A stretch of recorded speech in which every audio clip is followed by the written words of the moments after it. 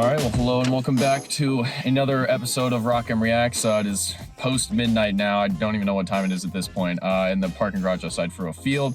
Jaden and I just left the press box after Mizzou's miraculous, lucky, fortunate, tough, gritty, so many adjectives I can describe what just went down on that field out there. But a win is a win, 33-31 at the end of the day.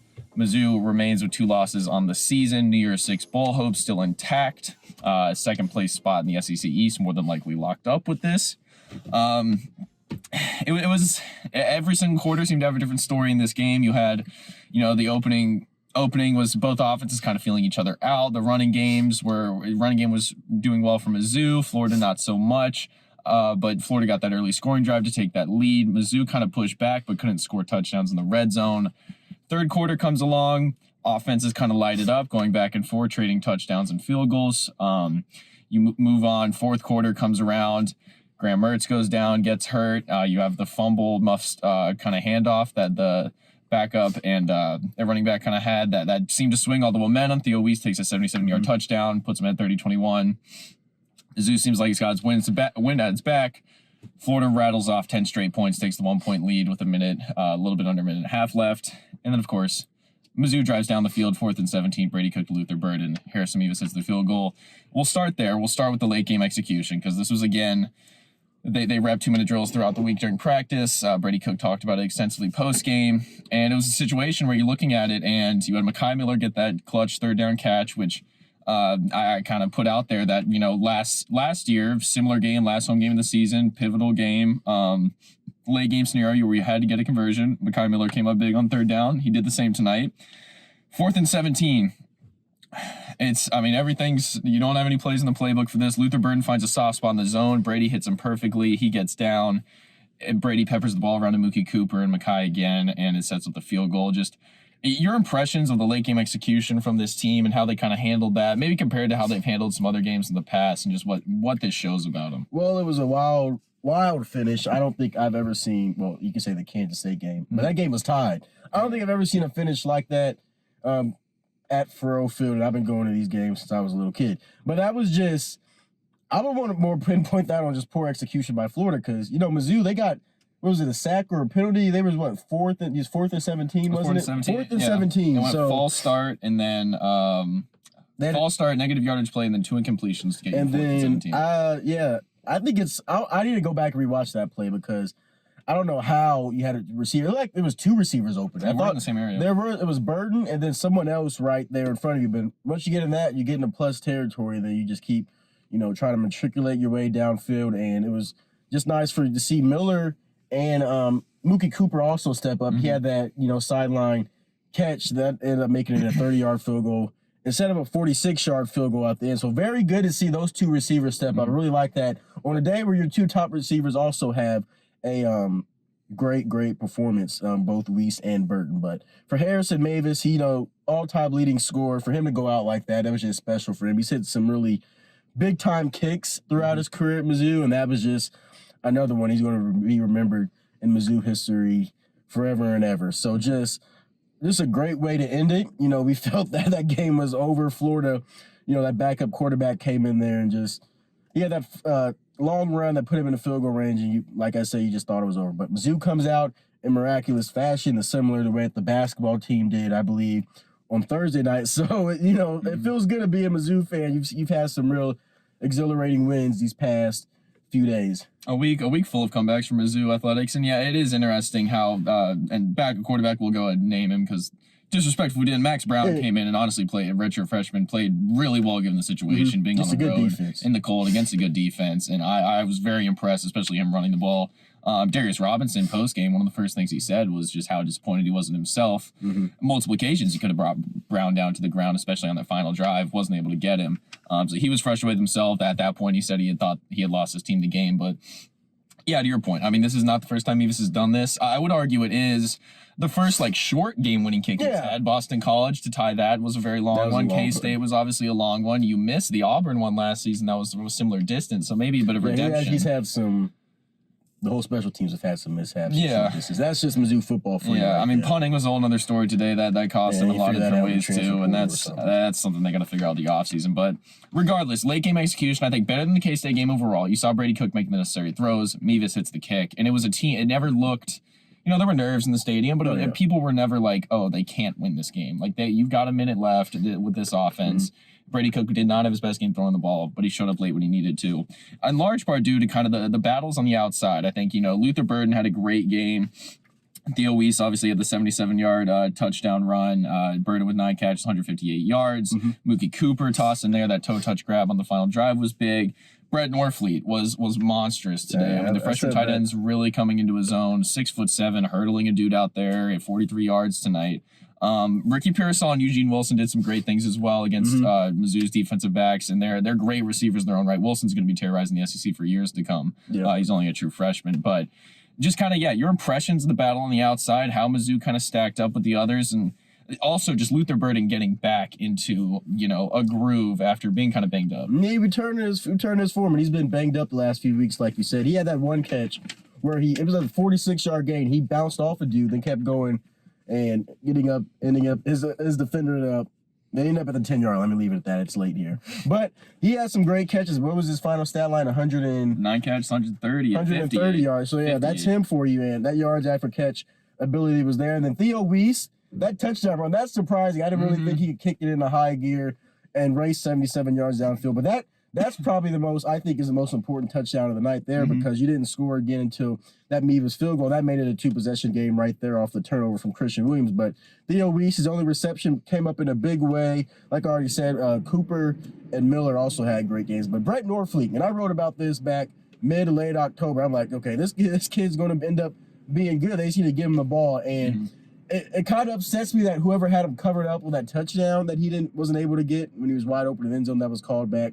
But he had a great game for a true freshman going out there. He was just at Francis Howell at this time last year, so he's out here playing really well against SEC defenses, and he had that Chase Kaufman type hurdle in the first quarter. So just an overall great performance around him. And Florida, they got some cats too, with Purcell and the other guys. Purcell out that reverse, which I thought was really nice.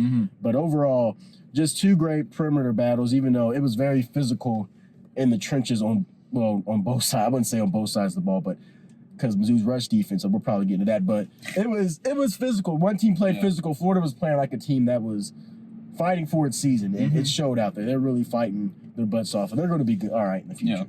Yeah, this is a Florida team that's still relatively young. I think Billy Napier, I would be disappointed to see him get fired this offseason. I would hope that they give him another year to really put things together because, a young team that's really been in a lot of tough games this season. I mean, they could have easily beat Arkansas. They could have easily taken down Tennessee today, the LSU game they were in until late. So it's a team with a lot of potential. I think it was. I mean, Pearsall and Wilson, I mean, they gave Ennis and KD everything they could handle today. Ennis corners didn't have that great of a day, in my opinion. That's what Ennis even tweeted post game. I think he said he was like, "This was one of my worst performances as a Missouri Tiger, but a win is a win." You saw KD kind of get mossed a couple times out there, and it happens. I mean, we're playing elite DBs versus elite wide receivers. SEC. They're gonna get wins. So. Yeah, but I mean, Norfleet, such a bright future. I think he's the next great Missouri tight end, assuming everything kind of goes to plan with him. But yeah, it was a big-time matchup on the perimeter. They won that. We'll key in more on the trenches now. The running games on both sides. Florida, I think the gap integrity from Mizzou's defensive line, or defensive front seven, really, you saw what the absence of. Chad Bailey been playing without for a good while now, yes. Tyron Hopper, though, not having that was this a big week. miss. You saw the run fits. They just weren't there tonight. Florida comes into this game. A generally strong offensive line and 2 really great running backs, Montrell Johnson, Trevor Etienne, his brother is Travis. Both ran for over 80 yards tonight, getting chunk yardage as well at a time. Not too much to fault the Mizzou defense for when you're playing a strong unit like that, but you played a similar unit like that in Tennessee last week, and they shut that down. They came to this game utilizing the odd front like they did last week against Tennessee. Did not go to plan. They moved away from it, went back to the just base 4. Later on in the game, and that worked out a little bit better for him. But you saw that. On the other side, though, you saw Cody Schrader's encore. First half was really where he showed out. I think second half, game got a little bit more pass heavy, but I mean, Mizzou offensive line was still doing great. That 42-yard touchdown run he had, he was just untouched. I don't think a single person laid a finger on him, and I think it was Yeah, I mean, the offensive line was only opening up, alleys that a semi-truck could have driven through. So, yeah, I mean, just your takeaways from kind of their performance, both up front. Well, on that touchdown run, on that replay, if you go back and look, you can see Florida was trying to run a little stunt, and Xavier Delgado and Javon Foster just parted the Red Sea, and Schrader was just gone. So they've been solid at run blocking unit for quite some time. Their pass blocking has caught up there. So offensively, I felt the offensive line did good. Florida was bringing a lot of different wacky things. It seemed like a lot of different looks, a lot of different stunts, blitzes, and all that. But I felt like, Mizzou handled it well. Schrader rushing for 100 and $140 or something like that. The first Tiger since Henry Josie have 4 straight games of 100 rushing yards. So just his story is just amazing, as we touch on every week. But defensively, oh my goodness. I mean, it's just like the runs were just so easy. That one touchdown, he literally just walked right into the end zone. And I would hate to kind of be in that film room, defensive line and linebackers, because, you have a gap that you're supposed to fill. When you have those responsibilities, you have to fill that. I don't think that was going on today. I think Drinkwitz touched on that a bit in the press conference, they got to get better there. Those linebackers, D linemen, they're going to have to really step up, because this team they're playing next week, they can run the ball well. Yeah. They have some talented rushers. So rush defense wasn't there, but like we said, Florida's a talented team. They're better than what their record says. I do believe that, but that's got to get better for this next game and going into possibly the New Year's Six Bowl we're going to receive. And granted, yeah, I mean, it was FIU, but Arkansas just got done running for 323 against the Golden Panthers today. KJ Jefferson's a great running quarterback. Darius Robinson even mentioned that post game. It's going to be big for them to improve in that regard. Moving on though, we'll first talk about Brady Cook's performance today. It wasn't his greatest first half, but I think that second half, and especially that final drive, were everything you'd want from him. And building off of that, I mean, just what this senior class in their final home game here, 27 guys were honored. Not all of them are going to depart, obviously. It was a more just in case for some of them, but there's a lot of them, Cody Schrader, Darius Robinson, etc., that cannot come back. This was their final game at Fro Field. How this senior class has transformed this culture. I mean, a lot of them, some of them a lot of them were the first class of Drinkwitz. Some of them were, last year holdovers from the Odom era. And it's been, I mean, they've gone through every possible way of losing you could think about, every season coming down to the last couple games on if you're even going to make a bowl game, and the fan base kind of not really being behind you. You're not seeing a lot of sellouts here. To now that you've reached the pinnacle this season, or at least the pinnacle as of now, I will say, for the Missouri football program, though, reaching this 9-win mark, potentially 10 wins, big time New Year's Six bowl game. Just, I mean, I'll quickly speak on just, the veteran leadership in this team is unlike anything I've seen from a team before, and I feel like that is thrown around a lot, maybe too much, but it's really, this team isn't phased during a game or even outside of a game. Everything they take very much in stride. You can tell that there is a unique unity within the locker room, that all these players really do care and want to see each other succeed. And I think that comes from just playing alongside each other for multiple years. Now, a lot of these guys have been playing since, 2020, 2021 with each other. But you've also just got a staff and a group of players that are so focused on just, to put it bluntly, just getting this season right. They were so locked in on doing that. So it's incredibly impressive. So many different personalities and leaders on this team that are so, well-spoken and easy to cheer for. So, yeah, just your thoughts on this senior class kind of as a whole. I would compare it to kind of like the culture that the basketball team kind of has right now. Like you said, they do not get phased. I remember watching that, the videos they put out each week, and someone had posted like a Twitter clip, X, whatever it is, of Drinkwitz saying, like, we can't be killed. We've already been killed before. Like, this team has gone through everything, so nothing really phases them. They've been in every game this year, and it just goes to show that they've really worked to become, the best team culture, the best team that they possibly can, and they have the talent to do so. And they've just, like I've said, they've came a long way from because the Barry Odom years and the first years of Eli Drinkwitz, that was just, it wasn't fun, I'll say that. I mean, 500, you're playing around 500 football, the stands, and Furrow Field wasn't as loud as it's been this year, and everything just kind of completely changed, and it's a positive upward trajectory that you're looking forward to years to come, and hopefully it can stay that way. But, this senior class, they poured all their hearts out into being the best that they could possibly be this year, and it's helped translate 8-2 and 8-win a season where they've exceeded pretty much every expectation, mine included, where I thought they were going to be. I put them, I believe, at 7 wins. They're at 8 now, and they can possibly finish with 11. So just a hard-working group of guys that just bought into the culture. No one really believed in them, and that's why they have that something to prove motto, and they've gone out and proved that. Yeah, I mean, a lot of it, something to prove, the buy-in. I mean, all sound like cliches, but I mean, I think it really rings true with this team. So, even as a personal aside, this was my senior year. I was hoping to finally at least experience one football team that, nationally was relevant and playing blockbuster games kind of like this one, sold out stadiums, etc. And I got that my senior year. So it's been incredible to watch from that perspective. Tonight was, at least for the foreseeable future, my last time walking out of the Faroe press box for, after doing this for 3 years, which was really bittersweet for sure. But as we look ahead, Battle Line on Friday in Fayetteville, an Arkansas team can't make a bowl game at this point unless something crazy happens, and obviously they have to beat Mizzou and get to 5 wins, and then teams have to not get enough 6 wins and whatever. But regardless, Arkansas is going to be playing. This is their Super Bowl, and this is the rivalry game. And rivalry series, if anything in college football, no matter the records, you can throw those out the window. They can prove to be wacky. And Arkansas is talented enough, and as enough, they have little to lose, but a lot to gain with this game on Friday. Mizzou is really in a razor-thin, margin for error at this point. Arkansas going to KJ Jefferson, I do think is a phenomenal quarterback. I think his name has really been dragged through the mud this year because of things that are outside of his control. I really think within that program, he's still fully capable of putting on a show. Rocket Sanders is now getting healthier. That running game has really excelled recently. You got that Arkansas game. Win that. New Year's 6 is well in sight. People are looking at Cotton Bowl seems like the easy plug-in for Mizzou at this point, just based on the past and the proximity and the fan base in Texas. Peach Bowl is obviously another possibility, more than likely potentially against the Group of 5 representative there. Orange Bowl as well is technically in the cards as well. A lot depends on how the SEC championship works out and other conferences, etc. But just looking ahead to this Arkansas game, what you want to see from this Friday, and then where you would kind of like to see Mizzou placed after that. Well, Arkansas, I just want domination. That's what I want. It's not going to be easy. There's no game's easy in this conference, like you hear a bunch of coaches said. But going and just win Arkansas, let's go beat the mess out of them, please. Just go ahead and do that.